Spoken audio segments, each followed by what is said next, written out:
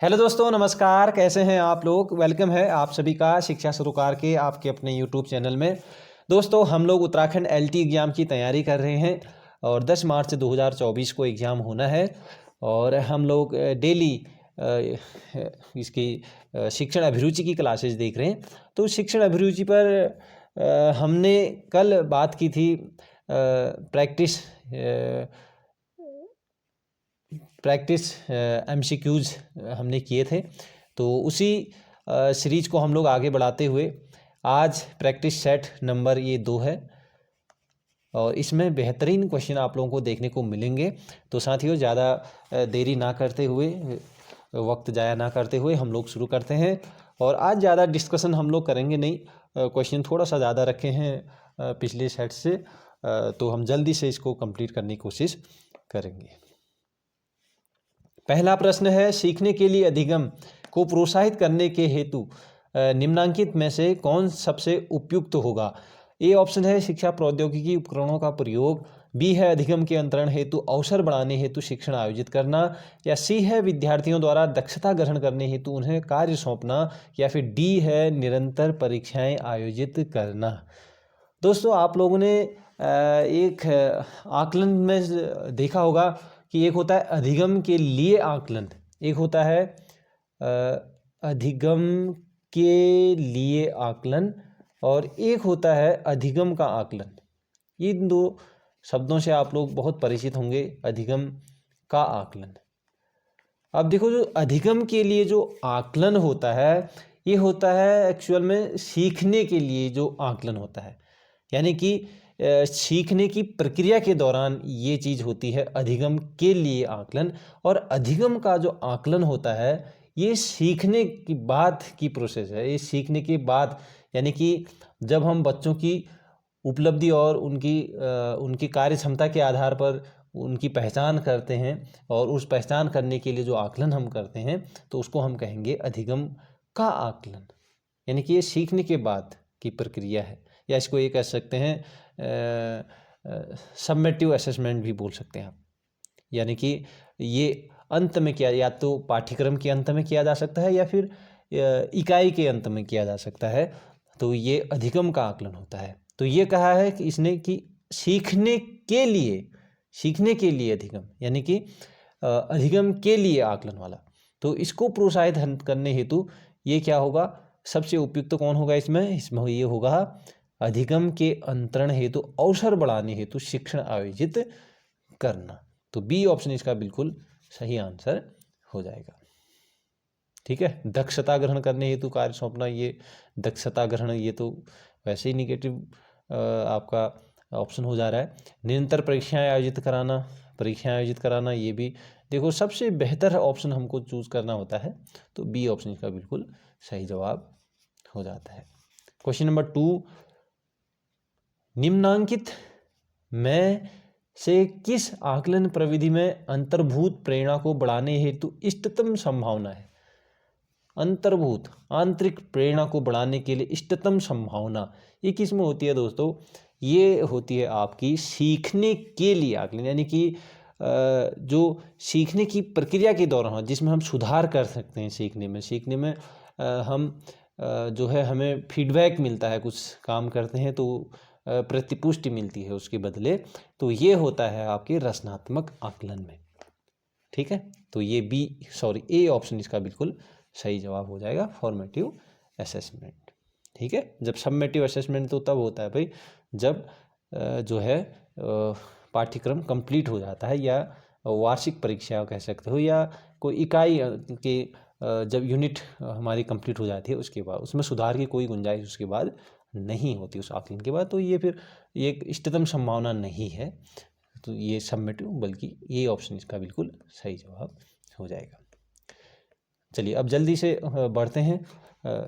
तो question number 3, शिक्षा मनोविज्ञान व्यक्ति के जन्म से लेकर वृद्धावस्था तक सीखने संबंधी अनुभवों का वर्णन और व्याख्या करता है। ये किसने कहा है? इसको आप रट लेंगे। क्वेश्चन नंबर 3 इसका जो सही आंसर है वो है क्रो एंड क्रो। शिक्षा मनोविज्ञान व्यक्ति के जन्म से लेकर, क्रो, एक क्रो को इसमें समझ लो, जन्म एक समझ लो वृद्धावस्था यानी कि अंतिम अवस्था, है ना, वृद्धावस्था।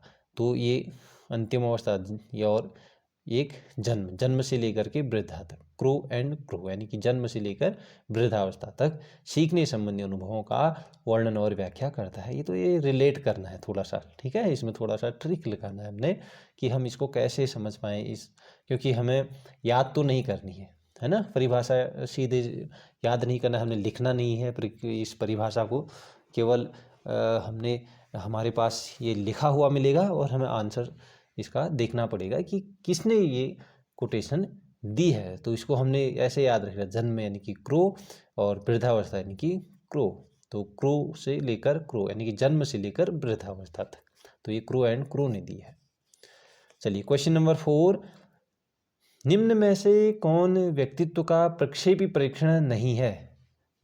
अगर प्रक्षेपी परीक्षण नहीं है तो इसका मतलब वो क्या है, अप्रक्षेपी परीक्षण है। तो अप्रक्षेपी कौन दिख रहा है इसमें भाई? अप्रक्षेपी देखो, रोसा स्याही धब्बा ये प्रक्षेपी परीक्षण है व्यक्तित्व मापन का। TAT भी ये प्रक्षेपी है। शब्द साहचर्य परीक्षण भी एक प्रक्षेपी परीक्षण है। और 16 PF परीक्षण जो है ये पेन कागज है ना इसमें होता है। तो फिर ये आपका ये अप्रक्षेपी है भाई। तो डी ऑप्शन इसका बिल्कुल सही जवाब हो जाएगा। क्वेश्चन नंबर 4 का डी आंसर सही होगा। क्वेश्चन नंबर 5, मापन के स्तरों में सबसे अच्छा कौन है? मापन के स्तरों में सबसे अच्छा कौन है? ये मैंने बताया है आप लोगों को, है ना। ये जब मापन जब हम पढ़ रहे थे, या फिर ये पेड बैच में होगा, या मुझे ध्यान नहीं आ रहा है कि मैंने कहाँ पढ़ा है, लेकिन ये बहुत अच्छे से मैंने आपको समझाया है। मापन के स्तरों में सबसे अच्छा कौन है? नामिक, अनुपातिक, क्रमिक या अंतराल?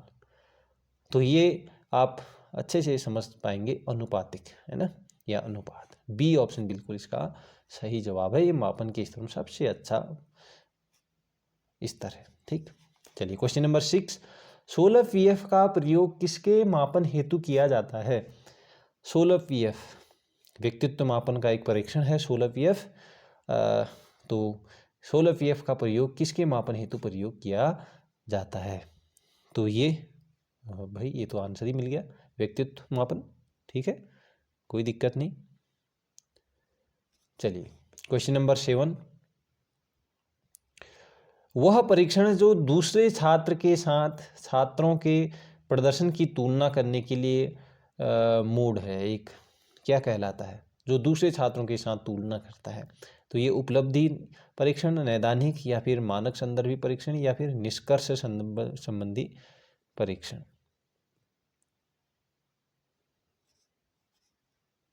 तो इसका जो सही आंसर है दोस्तों, यह है मानक संदर्भित परीक्षण। ठीक है, ये तुलना करने के लिए प्रयोग में आता है। या ये कहें कि जैसे कोई एग्जाम हो रहा होता है, अगर किसी एक के उसमें 60 नंबर आ गए, किसी के 70 आ गए, तो उसकी तुलना होती है कि आप जो है वो 10 नंबर इससे ज़्यादा लाए हैं, या फिर ये 10 नंबर जो है वो कम लाया हुआ है। तो ये मानक संदर्भित परीक्षण है।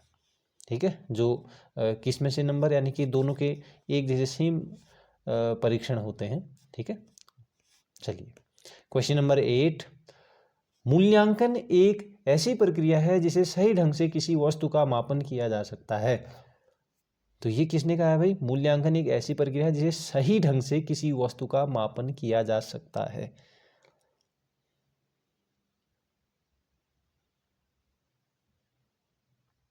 तो ये कहा है क्विलेन व हन्ना। ठीक है, तो सही ढंग से, ठीक, एक मिनट, हाँ, क्वेश्चन नंबर 8 का जो आंसर हो जाएगा वो हो जाएगा गुड्स। ठीक है, कि सही ढंग से, गुड्स, ठीक, सही ढंग से किसी वस्तु का मापन किया जा सकता है। मूल्यांकन एक ऐसी प्रक्रिया है जिसे सही ढंग से किसी वस्तु का मापन किया जा सकता है। तो ये कहा है गुड्स ने, सही ढंग से, ऐसे रिलेट कर लेना इसको, सही ढंग से गुड्स, सही यानी कि गुड्स। जैसे कोई सही काम कर लेता है, ठीक काम करता है, सही काम करता है, तो उसको हम गुड देते हैं। तो ऐसे रिलेट कर लेना, सही, गुड। अगला क्वेश्चन, हाँ, ये थोड़ा सा ऊपर नीचे गड़बड़ हो गई है नंबरिंग में। ये 6, 7, 8 हमारे अलग थे, ये 6, 7, 8 अब अलग से क्वेश्चन है भी।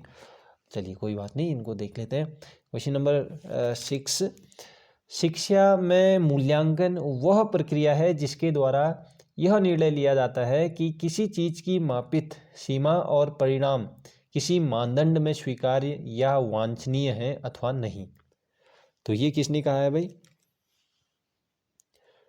यह निर्णय लिया जाता है शिक्षा में मूल्यांकन कि किसी चीज़ की मापित सीमा और परिणाम किसी मानदंड में स्वीकार्य या वांछनीय है अथवा नहीं।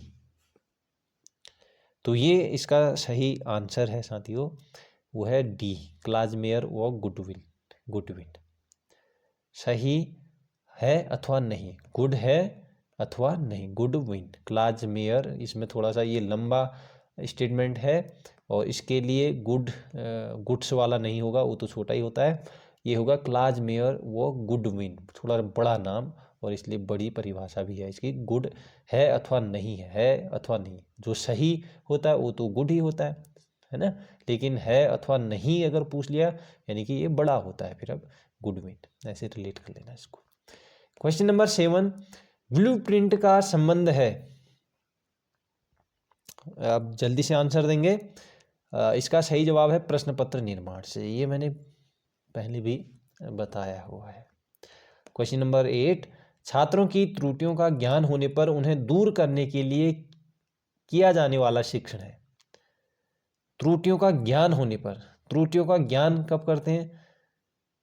त्रुटियों का ज्ञान होने पर उन्हें दूर करने के लिए किया जाने वाला शिक्षण, वो किया जाता है उपचारात्मक शिक्षण। पहले पता करते हैं निदान, उसके बाद निदान के बाद उपचार करते हैं। तो ये सी ऑप्शन इसका सही जवाब हो जाएगा। क्वेश्चन नंबर 9, मूल्यांकन। आज के जो क्वेश्चन है ना, ये मूल्यांकन पर बेस्ड है और यहाँ से दो क्वेश्चन कम से कम 2 से 3 क्वेश्चन पूछे ही जाते हैं, इसलिए मूल्यांकन पर ये एमसीक्यूज, सभी एमसीक्यूज बेस्ड हैं आज की इस प्रैक्टिस सेट में। मूल्यांकन वह प्रक्रिया है जिसके द्वारा शिक्षक एवं छात्र यह निर्णय करते हैं कि लक्ष्यों को प्राप्त किया जा रहा है या नहीं। लक्ष्यों को प्राप्त किया जा रहा है या फिर नहीं।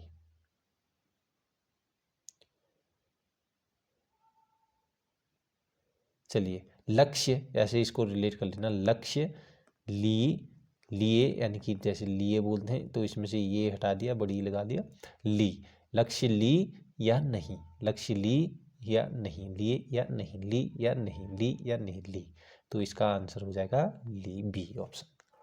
चलिए क्वेश्चन नंबर 10, छात्रों के प्रारंभिक ज्ञान का, देखो ये मैंने बहुत सारे इसमें स्टेटमेंट यानी कि परिभाषाएं इसलिए रखी है ना, क्योंकि यहाँ से दो क्वेश्चन जरूर पूछे जाते हैं। पिछले एलटी के एग्जाम में भी हमने देखा कि 2 क्वेश्चन दोनों वो पहला शिफ्ट हो या फिर सेकेंड शिफ्ट हो तो 2 क्वेश्चन जरूर पूछे गए थे, तो ये पूछ लेते हैं। और ये ज़्यादा दिक्कत वाली बात भी नहीं है क्योंकि मैं रिलेट करा दे रहा हूँ कि कैसे इनको याद करना है। तो अब बस आप इसको केवल स्टेटमेंट को पढ़िए, इस परिभाषा को पढ़िए और उसके बाद बस उसका आंसर सीधे आप दे पाएंगे, कोई दिक्कत नहीं है ज़्यादा। क्वेश्चन नंबर 10, छात्रों के प्रारंभिक ज्ञान का मूल्यांकन किया जाता है। प्रारंभिक ज्ञान का मूल्यांकन, ये छात्रों के प्रारंभिक ज्ञान का मूल्यांकन की बात हो रही है। तो आकलित मूल्यांकन में, रचनात्मक मूल्यांकन में, मौखिक, प्रारंभिक शुरुआत में क्या होते हैं भाई? मौखिक, है ना, मौखिक, ठीक। चलिए, तो ये ज़्यादा दिक्कत वाली बात नहीं है, सी ऑप्शन इसका बिल्कुल सही जवाब है। क्वेश्चन नंबर 11, छात्रों की रुचियों, संवेगों एवं मनोवृत्तियों से संबंधित मूल्यांकन का पक्ष कहलाता है। तो ये कहलाता है भाई भावात्मक पक्ष। ये आप थोड़ा सा लॉजिक लगा के भी इसको बना सकते हैं। क्वेश्चन नंबर 12, निम्न में से अधिगम के मूल्यांकन की विशेषता नहीं है। अधिगम के मूल्यांकन, अधिगम के मूल्यांकन, ठीक है, सीखने का जो मूल्यांकन यानी कि अधिगम का आकलन जो हमने पढ़ा है ना, तो वही ये क्वेश्चन पूछा जा रहा है कि अधिगम के मूल्यांकन की विशेषता नहीं है एवं मूल्यांकन शिक्षा प्राप्ति के बाद किया जाता है। सॉरी ये थोड़ा सा टाइपिंग एरर है यहाँ, ये ऑप्शन था। मूल्यांकन शिक्षा प्राप्ति के बाद किया जाता है, ये तो विशेषता है भाई। ये अधिगम का मूल्यांकन ये सीखने के बाद की प्रोसेस है, तो ये मूल्यांकन शिक्षा प्राप्ति के बाद किया जाता है, बिल्कुल सही है तो। लेकिन विशेषता नहीं है पूछा जा रहा है हमसे, तो ये इसमें सूचना को सामान्य रूप से अंकों अथवा ग्रेडों में रूपांतरित किया जाता है, बिल्कुल फाइनल रिजल्ट दिया जाता है, रिपोर्ट कार्ड दिया जाता है, तो ये भी सही है। लेकिन यानी कि ये भी हमारा दोनों ऑप्शन ये जवाब नहीं है क्वेश्चन के। इसमें सूचना अध्यापक द्वारा एकत्र की जाए, बिल्कुल अध्यापक सूचना एकत्र करने के लिए ही ये असेसमेंट या फिर ये कहें कि इवैल्यूएशन करता है, तो ये भी सही जवाब है, ये भी यानी कि हमारा आंसर नहीं बनने वाला। तो डी ऑप्शन इसका सही जवाब हो। इसमें सूचना छात्रों के द्वारा स्वयं एकत्र की जाती है, ठीक है। अब देखो अध्यापक द्वारा एकत्र किया है, छात्र के द्वारा, तो छात्र के द्वारा एकत्र सूचना नहीं की जाती, बल्कि अध्यापक एकत्र करता है। वो कैसे भी असेसमेंट ले सकता है बच्चों का, ठीक है। और उस रिपोर्ट कार्ड के जरिए जो है वो कल्पनाएं करता है कि बच्चा कैसा है, कहाँ है ना। क्वेश्चन नंबर 13, सतत और व्यापक मूल्यांकन CCE, इसके अंतर्गत निम्नलिखित में से कौन सा कार्य नहीं किया जाता है। ये ऑप्शन है, इसमें परीक्षा परिणामों का विश्लेषण और व्यापक वैज्ञानिक तरीके से किया जाता है। सतत और व्यापक मूल्यांकन की बात हो रही है भाई, तो इसमें परीक्षा परिणामों का विश्लेषण और व्यापक वैज्ञानिक तरीके से किया जाता है, तो कार्य नहीं किया जाता है वो शायद, तो ये तो भाई किया जाता है। इसमें परीक्षा की प्राप्त अंकों के आधार पर विद्यार्थियों को उत्तीर्ण अथवा अनुत्तीर्ण किया जाता है, तो ये भी भाई ये थोड़ा सा सतत और व्यापक, ये तो कंटिन्यूअस, ये तो लगातार चलने वाली प्रक्रिया है, सीखने की प्रक्रिया के दौरान मान सकते हैं, चलने वाली प्रक्रिया है लगातार। इसमें परीक्षा के प्राप्त अंकों के आधार पर विद्यार्थियों को उत्तीर्ण अथवा अनुत्तीर्ण नहीं किया जाता है, CCE में नहीं, बल्कि ये तो समेटिव में किया जाता है, तो ये ऑप्शन इसका गलत है। तो कार्य नहीं किया जाता ही पूछा है, तो ये नहीं किया जाता भाई, तो ये हमारा आंसर हो जाएगा B। इसमें बच्चों पर पड़ने वाले दबाव को कम किया जाता है, बिल्कुल। मूल्यांकन को व्यापक एवं नियमित बनाया जाता है, तो CCE का है ही कंसेप्ट यही, तो ये दो तो लास्ट के आंसर नहीं, तो ये हमारा B ऑप्शन इसका सही जवाब है, ठीक। क्वेश्चन नंबर 14, सतत एवं व्यापक मूल्यांकन की निम्नलिखित में से किस विधि में शिक्षक विद्यार्थियों के विभिन्न तत्वों जैसे भाषा के प्रयोग, संवेगात्मक खेल के दौरान व्यवहार इत्यादि को लिखता है एवं इस तरह एकत्र सूचनाओं के आधार पर मूल्यांकन करता है। तो ये क्या है, जांच सूची, प्रश्नावली, निरीक्षण या फिर साक्षात्कार। तो ये चेकलिस्ट है भाई, ठीक है, चेकलिस्ट यानी कि जांच सूची, ये ऑप्शन इसका बिल्कुल सही जवाब है, ठीक है। शिक्षक विद्यार्थियों के विभिन्न तत्वों जैसे भाषा के प्रयोग, संवेगात्मक विकास उसका, खेल के दौरान व्यवहार उसका, तो इत्यादि इनको लिखता है वो, ठीक। और इसके जो एकत्र जो सूचनाएं होती हैं इनके आधार पर मूल्यांकन करता है, तो ये जांच सूची कहलाती है, ठीक। क्वेश्चन नंबर 15, राष्ट्रीय पाठ्यचर्या रूपरेखा 2005 की संस्तुतियों के अनुसार कक्षा 1 एवं कक्षा 2 के विद्यार्थियों के लिए मूल्यांकन का तरीका होना चाहिए। लिखित परीक्षण के आधार पर, मौखिक परीक्षण के आधार पर, या फिर लिखित एवं मौखिक परीक्षण के आधार पर, या फिर प्रेक्षण के आधार पर। अब देखो 1 और 2 के विद्यार्थी वो बेचारे देखो छोटे बच्चे होते हैं, तो लिखित परीक्षण के आधार पर तो नहीं कर सकते, या केवल मौखिक परीक्षण के आधार पर भी नहीं कर सकते हो, है ना। तो अगर ये नहीं कर सकते तो इसको भी नहीं कर सकते, तो हमारे ये आंसर होंगे ही नहीं प्रेक्षण के आधार पर। बच्चा क्या कर रहा है ना, कैसी एक्टिविटी हो रही है, प्रेक्षण, ठीक है। तो ये ठीक प्रेक्षण के आधार पर कर सकते हैं, D ऑप्शन इसका बिल्कुल सही जवाब हो जाएगा। क्वेश्चन नंबर 15 का 16 है, 16 PF का प्रयोग किसके मापन हेतु किया जाता है। तो ये तो भाई बता दिया है, व्यक्तित्व। 17, वह परीक्षण जो दूसरे छात्र के साथ छात्रों के प्रदर्शन की तुलना करने के लिए ये भी हमने इसकी भी बात हमने कर ली है, तो ये मानक संदर्भी परीक्षण है। मूल्यांकन एक ऐसी प्रक्रिया है जिसे सही ढंग से किसी वस्तु का मापन किया जा सकता है, तो सही ढंग से है ना, तो सही ढंग से, सही गुड, इसकी भी हमने बात कर ली, तो ये D ऑप्शन इसका सही जवाब है। तो आज इतना ही रखते हैं, ठीक है। तो थोड़ा व्यस्तता ज़्यादा थी भाई, तो बड़ी मुश्किल से मैंने ये क्लास ली है आप लोगों की, ठीक है।